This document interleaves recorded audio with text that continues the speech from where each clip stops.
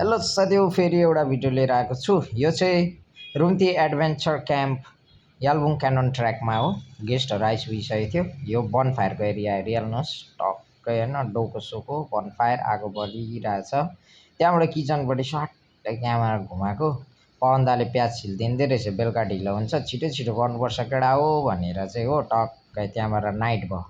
आमा हाम्रो गाउँले मामाको फेरि गीत यस्तो खतरा थियो होइन, बवाल थियो, दामी लाग्यो होइन। हाम्रोतिर चाहिँ यसरी इन्जोयहरू हुन्छ होइन। अन्त बिहान भयो, बिहान उठेर गेस्टहरूलाई सबैलाई उठाएर च्यास्या खान्छ कि खाँदैन सोधेर ट्रेकिङपट्टि लिएर हिँडेको। फेरि रुम्ती खोलाको टक्कै भ्यू तपाईँहरूलाई पनि देखाइदिउँ। अनि गेस्टहरूसँग गफ गर्दै गर्दै हामी चाहिँ लाग्यौँ।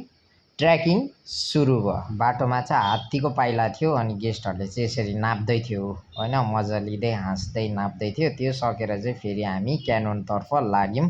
अप्ठ्यारो बाटो थियो अनि डगीहरू पनि थियो है। गेस्टहरू त्यहाँबाट यसरी पक्रिँदै लौरो टेक्दै लहराहरूमा झुम्बिँदै हिँड्दै हाँस्दै मजा लिँदै यहाँको नजारासँग वातावरणसँग लप पर्दै थियो। अनि म चाहिँ यसरी भिडियो बटुल्दै गेस्टहरूसँग गफ गर्दै यस्तो भन्दै उस्तो भन्दै हामी सबैजना क्यानोनतर्फ लागि नै रहेको थियौँ। उभिँदै गफ गर्दै वातावरणसँग लप पर्दै थियो क्या यति बेला गेस्टहरू। कोहीलाई साह्रो पनि परिरहेको थियो हिँड्नु, र पनि एडभेन्चर गर्नु आयो भने त हार खानु त भएन, हिँड्नै पर्यो।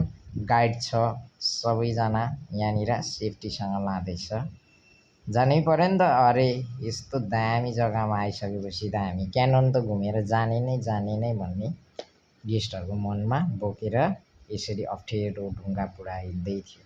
क्यानोनको टुप्पामा पुगेर चाहिँ यहाँ हेर्नुहोस् कुद्नु भयो। वाह भन्दै देखो न भन्दै गेस्टहरू खुसीले रमाउँदै क्यानोनको टुप्पामै दैलोमै पुगिसकेको थियो।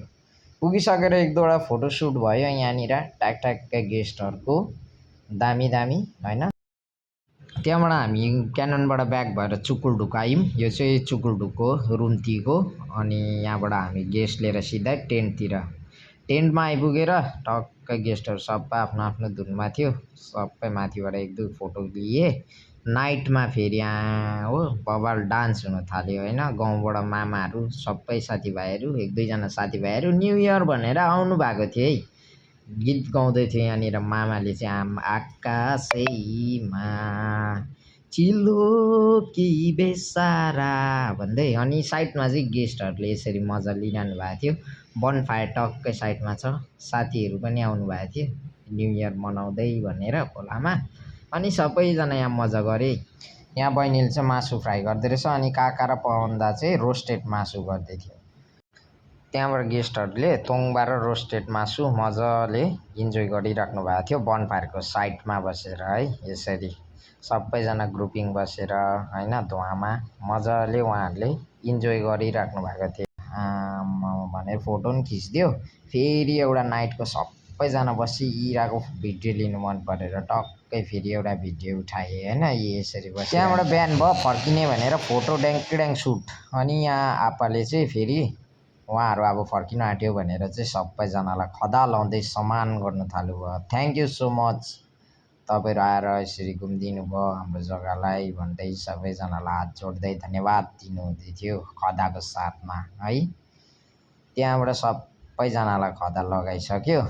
सो हामीलाई चाहिँ एकदमै राम्रो लाग्यो होइन। यहाँनिर हामी आउनु त हुन त हामी पनि यतैकै हो, तर र पनि आएको थिएन। हाम्रो जग्गा अफ रिमोट एरिया छ होइन। तपाईँहरू यहाँनिर आउनुहोस्, भिजिट गर्नुहोस्। अनि यहाँ हाम्रो भाइ बहिनीहरूले एकदमै मजाले देख्नु सक्नुहुँदैछ, क्याम्पिङ गर्नुभएको छ। अगाडि गएर काफी एडभेन्चर जग्गाहरू प्लेसेसहरू छ। सो तपाईँहरू आउनुहोस्, इन्जोय गर्नुहोस्।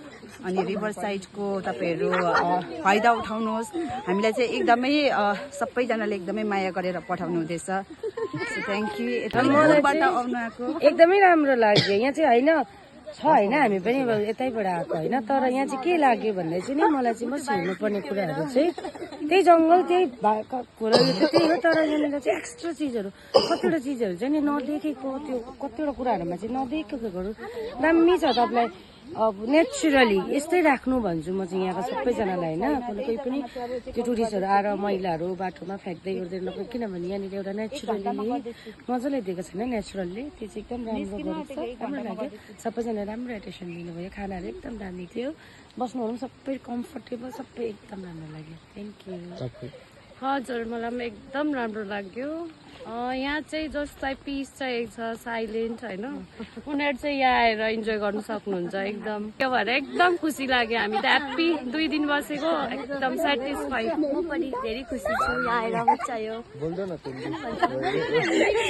र तपाईँहरू पनि यसरी नै यो क्याम्पिङमा मजा लिनु छ रिभर साइड क्याम्पिङमा भने तपाईँहरूले स्क्रिनमा दिएको नम्बरमा कन्ट्याक्ट गर्नुहोस् तपाईँहरूलाई यहाँ क्याम्पिङ गराएर चुकुलडुक साइट सिन रिभर साइड हो ट्रेकिङ गर्दा गर्दै भेटिन्छ यालबुङ क्यानन रिभर तपाईँहरूलाई लिएर गइन्छ ट्रेकिङ सेफ्टीको साथमा र जसलाई पनि यहाँनिर आउनु इच्छा छ दिएको नम्बरमा कन्ट्याक्ट गर्नुहोस्।